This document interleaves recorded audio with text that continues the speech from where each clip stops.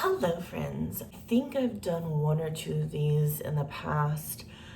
I can't remember, but we'll just wing with it. I utilize the library more than I buy books. It's just the fact that books can be very expensive, and I have a thing where I don't want to buy a book until I read it to know if I actually physically want it on my shelf to physically be here. This past weekend, I did go to the library. I actually picked up quite a few, and I just decided that you would like to possibly see my library haul. Let's go ahead and get started. Going to go quickly. I do have some time restraint. So the first book I picked up was In the Hall with the Knife. Apparently it's a Clue series. I love the game Clue, love the movie, everything of that nature.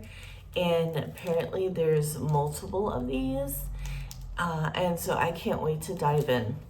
So to kind of give you an idea of what it's about, it says, when a killer storm strikes at Blackbrook Academy, an elite prep school nestled in the woods of Maine, a motley crew of students, including Beth Peacock, Paca, Orchard McKee, Vaughn Green, Sam Mustard Maestro, Finn Plum, and Scarlet Mystery, are left stranded in the aristocratic mansion on campus with their headmaster.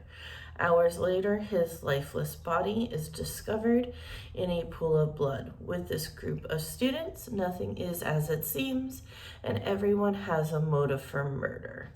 A carnival of curiosities.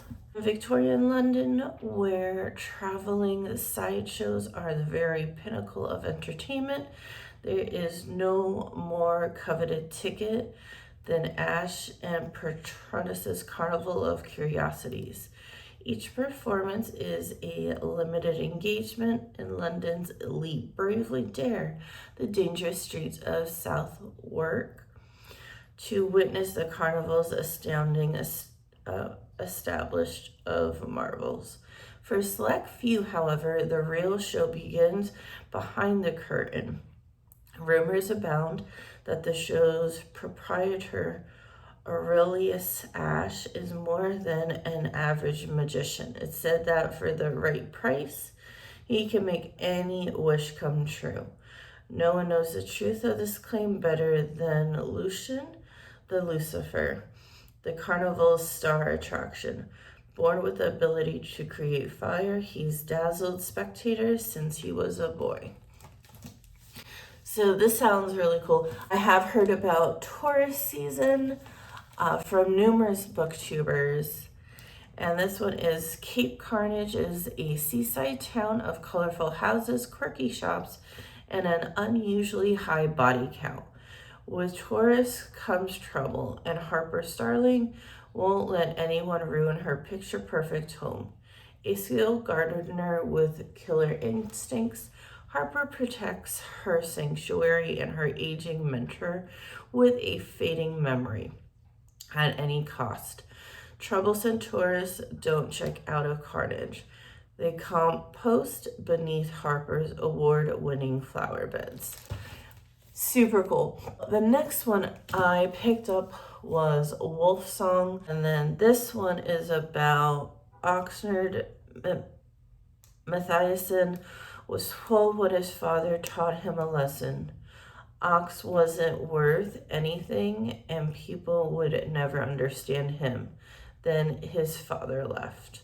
Ox was 17 when the energetic Bennett family moved in next door, harboring a secret that would change him forever. The Bennetts are shapeshifters. They can transform into wolves at will, drawn to their magic, loyalty, and enduring friendships. Oz feels a gulf between this extraordinary new world and the quiet life he's known. But he finds an ally in Joe, the youngest Bennett boy. I'm kind of curious about this. A continuous series that I've been doing for like several years. This is the next book in Kingdom Keepers. Can't really go into this one. This is the third book. Basically, it's about a group of kids that become projections at Disney parks. The first one being Magic Kingdom. So each book goes through different parks. Like the first one's Magic Kingdom, second is Animal Kingdom, this one is Epcot. It's kind of basically the villains are trying to take over the parks and world. So and then this is basically their continuation. Everyone in their or what I feel like has read it is A Ballad of Songbirds and Snakes. I really have been wanting to read the like prequels of this, so pick this one up. President Snow story, I believe. Morning of the Reaping, that will kick off the 10th annual Hunger Games. In the capital, 18-year-old Carolinas, I am so sorry if I don't know how to pronounce that.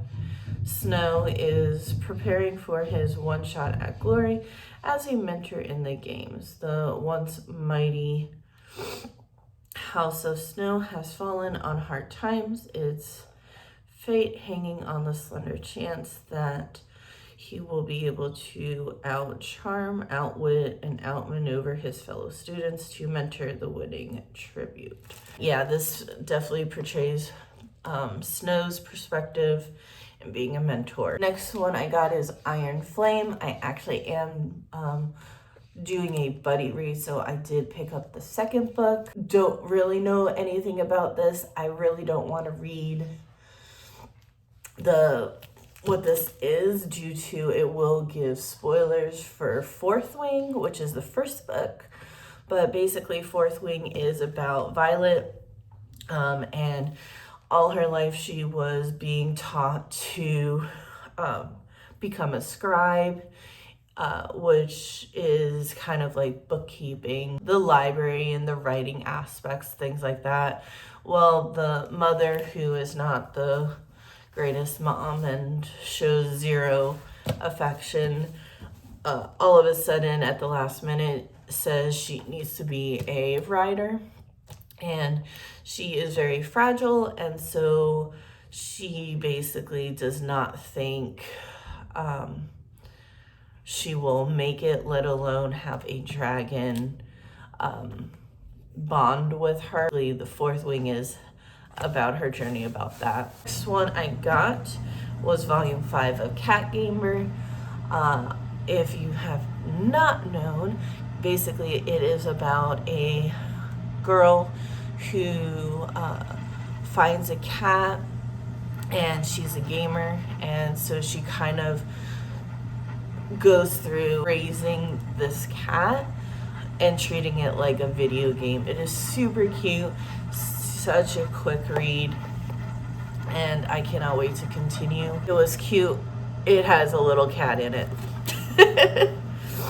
Not any idea as to what it's about. With magic, Claire wants to learn the prestigious magical institution called the Ridgewood Coven is accepting applications for the first time in years. She's determined to make her mark and improve her skills.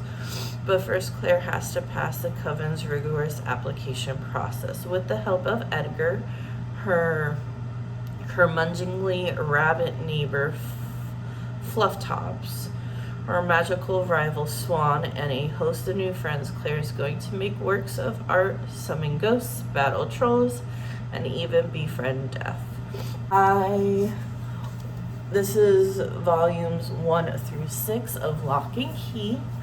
Basically, it's about a boy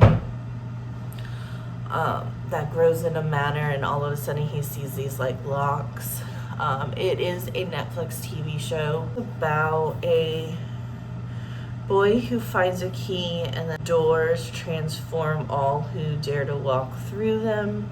A home to a hate, and unfortunately the home is to a hateful and relentless creature that will not rest until it forces open the most terrible door of them all.